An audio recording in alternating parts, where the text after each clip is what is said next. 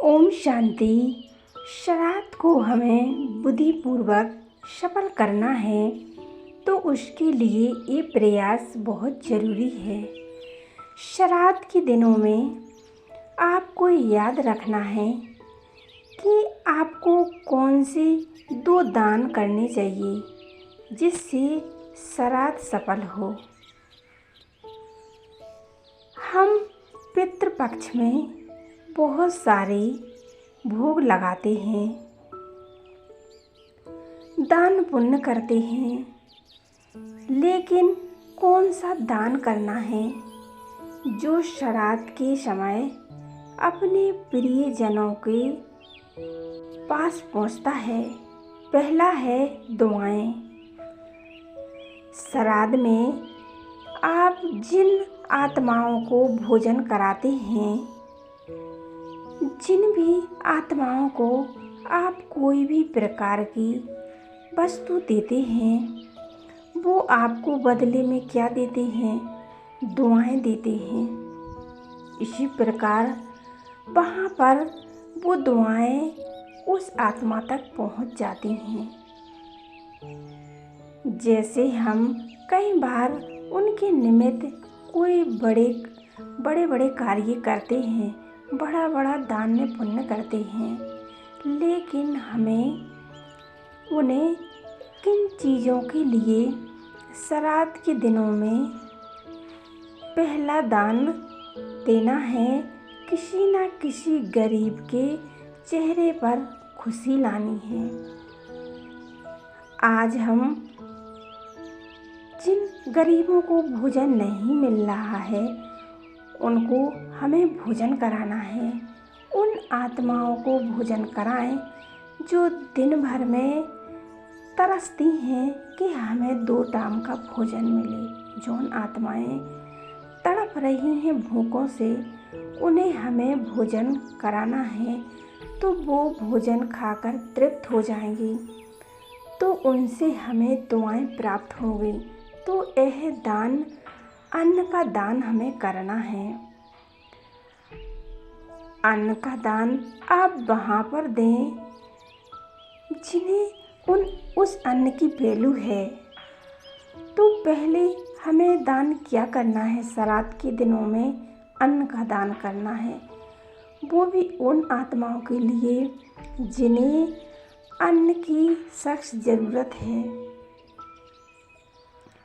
जो रोज़ सोचते हैं कि आज मुझे जहाँ पर भी आधे दिन का भोजन करता हूँ, वह मुझे 2 टाइम का भोजन मिल गया है। दूसरा लेना है, दुखियों का सहारा बने हम। जौन आत्माएं दुखी हैं तो उनका सहारा बने हम। जिन्हें उनको ज़रूरत है, जिनकी उनके जीवन में उन्हें पहनने के लिए वस्त्र नहीं है, तो आप उन्हें वस्त्र दें। उन्हें चलने के लिए चप्पल नहीं है, तो आप उन्हें चप्पल दें। उन्हें कोई भी वस्तु की ज़रूरत है तो आप उन्हें दे दें, लेकिन आप वेस्ट ना करें। बहुत सारे लोगों को देखा है कि उल्टी सीधी चीज़ों में वेस्ट करते हैं, उल्टी सीधी चीज़ें खाते हैं, उन चीज़ों में इतना वेस्ट पैसे करते हैं, जानवरों को काट रहे हैं तो भी वेस्ट जा रहा है। किसने कहा जानवरों को खाने से शरीर हेल्दी होता है?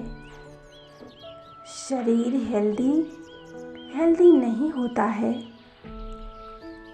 शरीर के बहुत सारे अंग डैमेज हो जाते हैं, क्लोज हो जाते हैं, क्योंकि हम खाना चाहते हैं, उनके ऊपर लेप लग जाता है। लेकिन श्राद्ध के दिनों में ये चीज़ें बिल्कुल ना खाएं, अपने घर में ना लाएं ये चीज़ें। बहुत सारे लोग यह चीज़ें लाते हैं, उन्हें परवाह ही नहीं होती है कि मुझे कौन देख रहा है। ये सोचते हैं लेकिन ये आपके घर के लिए बिल्कुल ही अशुभ माने जाते हैं। तो श्राद्ध के दिनों में ये चीज़ें हमें घर में नहीं ले आनी चाहिए। एक तरफ तो आप किसी तरफ किसी को दान दे रहे हैं उनकी चेहरे पर खुशियाँ लाने के लिए, दूसरी तरफ उस जानवरों से आप बद्दुआएं ले रहे हैं। एक तरफ तो आप दुआएं ले रहे हो, वो एक तरफ दुआएं दे रहे हो। यह हमें ध्यान रखना है कि हम जब वो चीज़ कर रहे हैं प्योरिटी के साथ, ताकि वो संपूर्ण होए। जो आप धन व्यर्थ चीज़ों में गवा रहे हैं, उल्टी सीधी चीज़ों में गवा रहे थे। आपको घर की और धन से नहीं, उसी धन से आपको किसी गरीब को भोजन कराना है सात्विक। उसी धन से जिस गरीब को जो भी ज़रूरत की चीज़ें चाहिए वो आप दिला सकते हैं। आप खुद ये चीज़ें आप छोड़ देंगे, आपको लगेगा कि सच में बहुत बेस्ट कर रहा था। क्योंकि जब आप उन व्यक्ति को देखोगे तो यह सोचोगे, आपको यह श्राद्ध के दिनों में नहीं, लेकिन आपको कंटिन्यू ये करना है। देखो गरीबों के चेहरे पर कितनी खुशी आ गई। हमने उन्हें भरपेट खाना खिलाया तो वो कितने खुश हो गए। तो हमें उनके द्वारा कितनी खुशी मिली और दुआएं मिली। तो हमने क्या किया कि नकार आत्मा को चीज़ों का त्याग किया और हमने फिर उसी चीज़ का दान किया और वो बन जाएगा आपका बलिदान। आपने किसी के प्रति बलिदान दिया है। तो हमें दूसरों का भला करना है कि दूसरों के चेहरे पर खुशी आए।